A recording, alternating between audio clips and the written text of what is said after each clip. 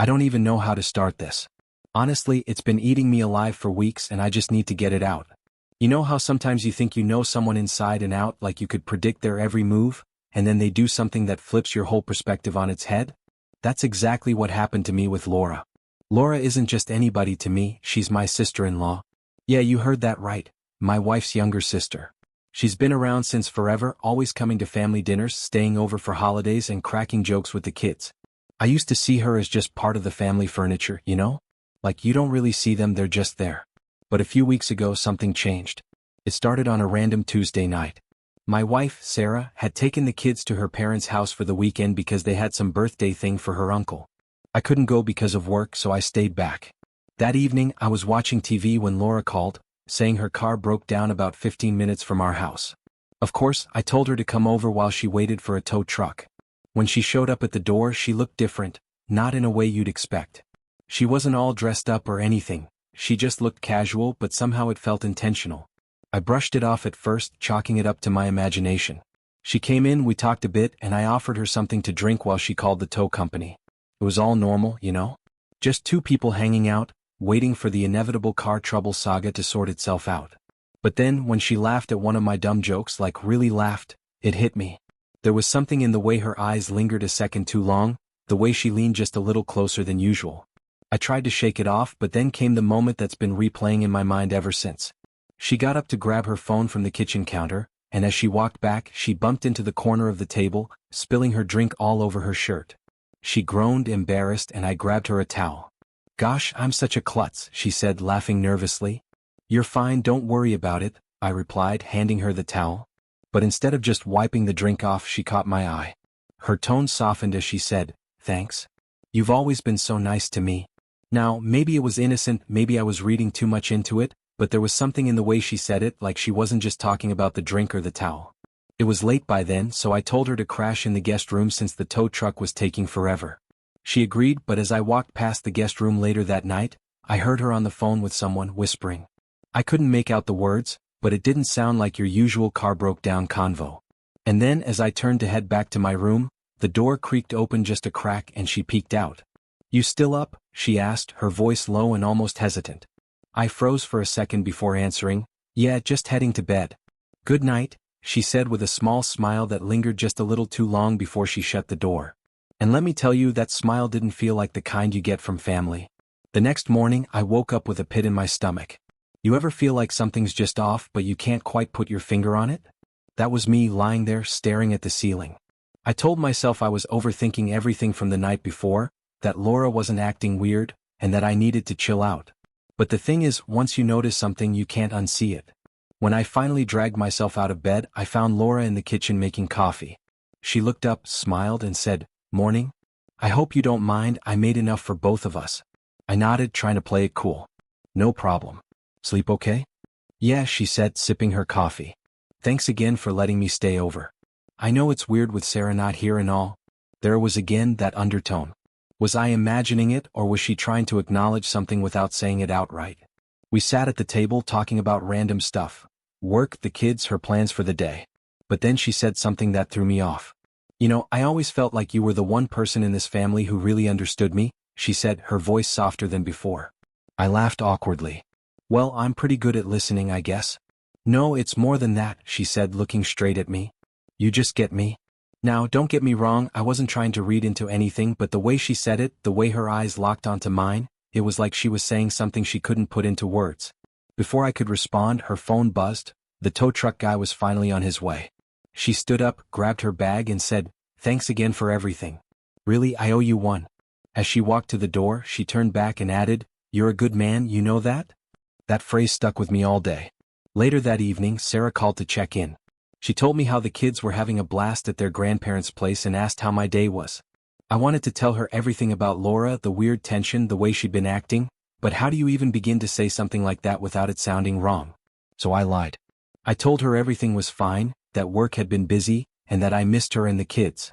But the truth is, I couldn't stop thinking about Laura. And then, a week later, she showed up at our house again. This time it was for dinner with the whole family. Sarah had invited her, of course, and everything seemed normal. Laughing, talking, the usual chaos with the kids running around. But there were these small moments I don't think anyone else noticed. Like when Laura offered to help me carry dishes to the kitchen, or when she brushed her hand against mine while passing me a plate, or when she caught my eye from across the table and held my gaze just a second too long. I kept telling myself I was imagining things, but then as we were cleaning up after dinner, she said something that stopped me in my tracks. Do you ever feel like, I don't know, like life didn't turn out the way you thought it would? I glanced at her, unsure how to respond. What do you mean? She shrugged, her voice low. Like you had all these plans, all these dreams, and then one day you wake up and realize none of it happened the way you wanted. I could feel my throat tighten. I guess everyone feels like that sometimes. She nodded, staring at the floor. I don't know. Sometimes I wonder if I made the wrong choices. You know, the way she said it, the way her voice wavered, it felt like she was talking about more than just her life. And then, just as quickly as the moment started, it ended. Sarah walked into the kitchen, laughing about something one of the kids said, and Laura snapped back into her usual cheerful self. But I couldn't shake the feeling that something was building, something I didn't fully understand yet. The days after that dinner felt strange, like I was carrying a secret I didn't ask for. I kept replaying those moments with Laura in my head, wondering if I was overthinking or if there really was something beneath the surface. Sarah didn't notice anything, of course. Why would she? To her, Laura was just her sister, someone she'd known her whole life, someone she trusted. And I kept telling myself that I wasn't doing anything wrong, but the truth was, I didn't know where the line was anymore. It was about a week later when Laura called me out of the blue. It wasn't unusual for her to call Sarah, but she almost never called me. So when my phone buzzed and her name popped up, my heart skipped a beat. Hey Laura, everything okay? I asked, trying to keep my voice steady. Yeah, I'm fine, she said a little too quickly. I don't know. I wanted to say thanks for being so nice to me lately. It's been a rough couple of weeks and I guess I just needed to talk to someone. I hesitated. You know you can always talk to Sarah, right? There was a pause on the other end. I know. It's just, sometimes it's easier to talk to someone who isn't, so close. The way she said it made my chest tighten. Well, I'm here if you need to talk, I said carefully. For the next 20 minutes we talked about everything and nothing. Her job, her friends, the random stuff going on in her life. It felt innocent enough at first, but there was this undertone I couldn't ignore, like she was testing the waters. And then she said something that left me speechless. Do you ever feel like you're stuck? She asked, her voice almost a whisper. Stuck how? Like you're living the life you're supposed to live, not the one you actually want? I didn't know how to respond. My instinct was to shut the conversation down, to steer it back to safer ground, but instead I found myself saying, sometimes, yeah. There was a long pause before she said, it's nice to know I'm not the only one who feels that way. The conversation ended not long after that, but her words stayed with me. Then 2 days later she showed up at our house again.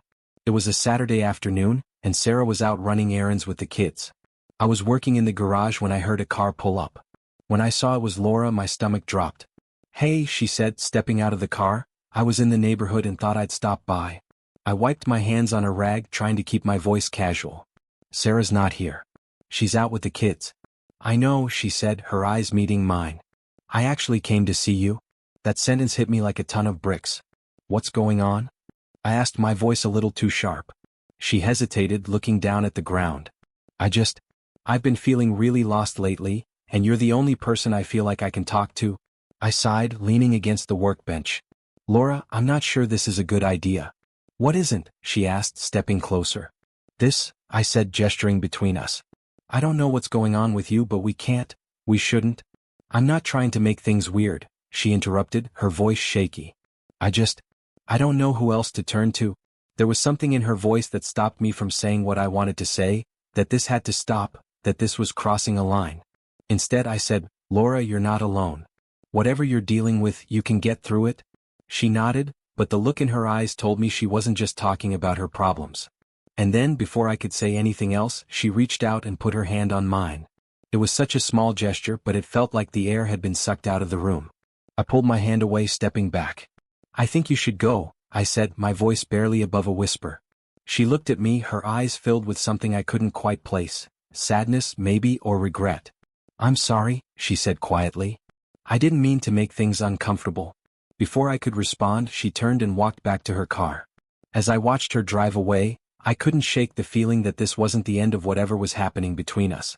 For the next few days, I tried to pretend everything was normal. I focused on work, spent time with Sarah and the kids, and did my best to push the memory of Laura's visit out of my head. But no matter how hard I tried, I couldn't shake the feeling that something had shifted. It wasn't just her hand on mine or the way she'd looked at me, it was the fact that I hadn't stopped her sooner. I told myself I was just trying to be polite, to avoid hurting her feelings, but deep down I knew the truth. Part of me didn't want to stop her, and that scared me more than anything. The next time I saw Laura was at another family dinner. Sarah had invited her again, and as usual, she showed up with her signature smile and a bottle of wine. From the outside, she looked like her usual self, bubbly, cheerful, and completely at ease. But I knew better. Throughout the evening, I could feel her watching me. Not in an obvious way, she was too smart for that, but in those quiet moments when no one else was looking, her eyes would meet mine, and I'd feel that same unspoken tension bubbling beneath the surface. At one point, Sarah asked me to grab something from the garage, and before I could even stand up, Laura said, "I'll help him." I shot her a look, but she just smiled innocently. Once we were in the garage, away from everyone else, she closed the door behind her and turned to face me. "We need to talk," she said, her voice firm. "There's nothing to talk about," I said, keeping my tone low. "Yes, there is," she said, stepping closer. "You've been avoiding me and I need to know why." "Laura," I said, trying to keep my composure, "you know why. Whatever this is, it can't happen." She folded her arms, her expression unreadable. "I'm not asking for anything from you. I need to know if I'm the only one who feels this way." I stared at her, my mind racing. I wanted to tell her she was imagining things, that there was nothing between us, but the words wouldn't come out. "Laura," I said finally, "you're not thinking clearly. You're going through something and it's making you see things that aren't there." "Don't do that," she said, her voice shaking. "Don't make me feel like I'm crazy. I know what I feel and I know you feel it too." I opened my mouth to respond, but before I could say anything, the door creaked open and Sarah walked in. "Everything okay in here?" she asked, looking between us. "Yeah," I said quickly, grabbing the box she'd sent me for. "We were just grabbing this." Laura smiled, but it didn't reach her eyes. "Just catching up," she said lightly. Sarah didn't seem to notice anything unusual, but as we walked back to the house, I could feel Laura's tension radiating off her. That night, after everyone had left and the kids were in bed, I lay awake staring at the ceiling. Sarah was asleep next to me, completely unaware of the storm brewing under her roof. I kept thinking about what Laura had said in the garage about not wanting anything, about just needing to know. But I knew it wasn't that simple. It never was. And then, just as I was starting to drift off, my phone buzzed. It was a text from Laura. "I'm sorry. I didn't mean to make things harder for you. I'll stay away." I stared at the screen, my thumb hovering over the keyboard. I wanted to reply, to tell her it was okay, that she didn't need to stay away, but I knew that would only make things worse. So I put the phone down and turned it off. But as I lay there in the dark, I couldn't help but wonder if I just made things worse by saying nothing at all. The next few days passed in a strange blur. I went through the motions, work, family dinners, the usual routine, but I couldn't shake the feeling that everything around me had changed. I kept thinking about Laura's text, about how she'd said she would stay away, but I knew that wasn't going to happen. You don't just walk away from something like this. Even if we were both pretending it didn't exist, it was still there, hanging in the air between us. The tension was suffocating, and I felt like I was walking a tightrope, trying not to fall into something I wasn't ready to face. It wasn't that I didn't care about Laura. I did. But I loved Sarah, and this, whatever it was, it couldn't continue. It was a Saturday afternoon when it all came to a head. I was sitting on the porch, sipping a beer and trying to clear my head. Sarah had taken the kids to the park, leaving me with some much-needed silence. But it didn't last long. As I was zoning out, I saw Laura's car pull into the driveway. My heart skipped a beat.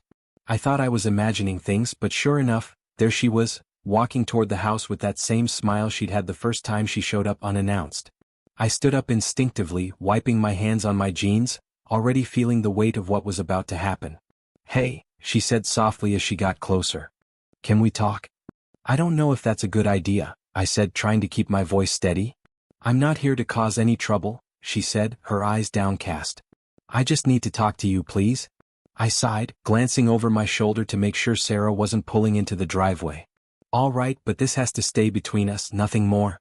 Laura nodded a little too quickly. I motioned for her to sit down beside me, and we both fell silent for a moment, neither of us sure how to start. "I've been thinking a lot," she finally said, breaking the silence. "About everything, and I think I might have been wrong about what I was feeling." I raised an eyebrow. "What do you mean?" She paused, clearly struggling to find the right words. I don't want to ruin things for you. I don't want to cause any problems between you and Sarah. I know I've crossed a line. The relief I felt was almost overwhelming. Maybe this was it. Maybe this was the end of whatever had been growing between us. I wanted to believe that, but then she said something that froze me in place.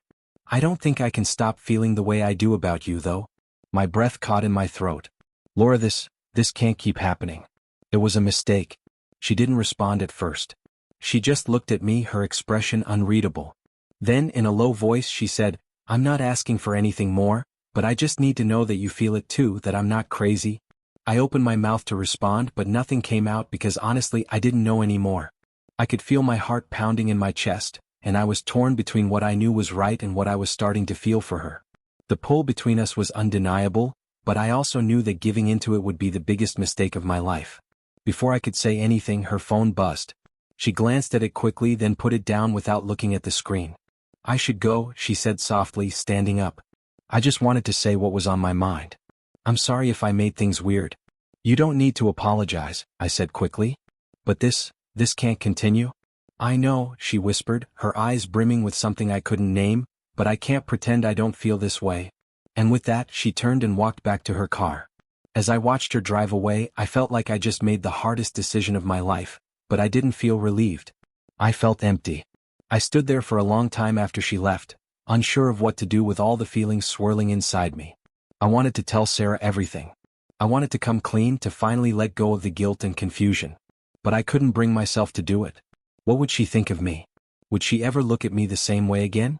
The next few days felt like I was walking around in a fog. I avoided Laura's texts, and every time I saw Sarah, I tried to act normal, but inside I was falling apart. And then, a week later, Sarah came to me with something that nearly broke me. I think we need to talk, she said one night after the kids had gone to bed. I froze. About what? I've been feeling like something's off between us, she said softly, sitting down beside me. Is there something you're not telling me? My heart raced. I knew that tone knew what it meant. Sarah, I don't know what you're talking about, I said, my voice trembling despite myself. But Sarah wasn't convinced. She leaned in closer, her eyes searching mine. You're not good at hiding things, you know, she said gently, and I think I know what's been going on. What happened between you and Laura? The moment Sarah asked that question, my stomach dropped. It was like the world paused for a second, leaving me with nothing but the weight of her gaze and the crushing reality of everything I'd been hiding. I should have been prepared for it, right? After everything that had been happening with Laura, those little moments, the silence, the tension, it was only a matter of time before Sarah noticed. But when it finally came to a head, I was anything but ready. I looked at her, trying to steady my breath, but the words stuck in my throat. You've been acting so distant lately, she continued, her voice soft but steady. I don't know what's going on, but I feel like I'm losing you. I could see the hurt in her eyes, and it made me feel like the worst person alive. Sarah deserved better. She didn't deserve any of this. I'm sorry, I said, my voice shaking. I don't know what's going on with me, but there's nothing between me and Laura. I swear. She gave me a look, one I couldn't quite read. It wasn't anger or disappointment. Not at first. It was more like she was waiting, giving me the space to admit something I wasn't ready to admit. And then she said it, the thing I'd been dreading. I'm not stupid, she said, her voice quiet. I've seen the way she looks at you. I've seen the way you've been looking at her. I felt my heart stop. I don't want to hear any more lies, Sarah said, her voice breaking. Just tell me the truth. Was there something between you and Laura?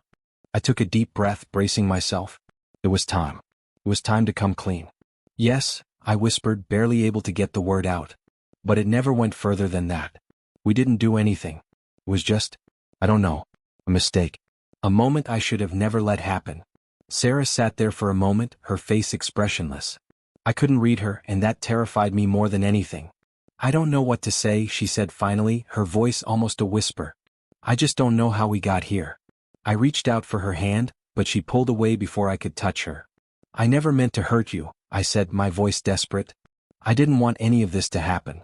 It was just, I don't know, something that happened, and I thought I could stop it, but I couldn't. I should have been honest with you sooner. Sarah shook her head, her eyes filled with tears.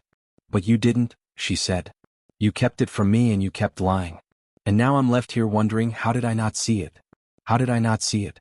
How did you not think about me? I thought about you every second, I said, my voice breaking. But I was scared. Scared of losing you. Scared of everything. She stood up abruptly, pacing back and forth in the living room. I don't even know who you are anymore, she yelled. How could you do this to me? To us. I stood up too, desperate to make things right, but I knew I couldn't fix it. Not right now. I made a huge mistake. I'm so sorry, Sarah. I never wanted to hurt you. I never wanted this to happen. She turned to me, her eyes wild with emotion. You say you're sorry, but what does that even mean? She shouted. You've crossed a line with my sister. You don't even understand what you've done. I know, I said, my voice pleading. I can't change what happened, but I can make it right. I'll do whatever it takes. I don't want to lose you, Sarah. I love you. There was a long silence, and for a second I thought maybe, just maybe, she would forgive me. But then she spoke, her voice cold, distant. I need time, she said, her tone final. I can't even look at you right now. I felt a pang in my chest, but I knew she was right. She deserved time to process everything. Time to decide if she could ever look at me the same way again. I'll give you all the time you need, I said softly. But please don't give up on us. Please don't give up on me. She didn't say anything more. She just turned and walked toward the stairs. That night, I sat alone in the living room, replaying every single moment that had led up to this. All the little signs I'd ignored, the moments I'd brushed off, the lies I'd told myself. I kept thinking if I had just been honest with her from the start, maybe none of this would have happened. Maybe I wouldn't have been on the verge of losing everything I cared about. But that was the reality now. I didn't know if Sarah could ever forgive me. I didn't know if we could come back from this. And worst of all, I didn't know how I would ever fix the mess I'd made. But one thing was for sure, I had crossed a line, and no matter what happened next, I would never be the same.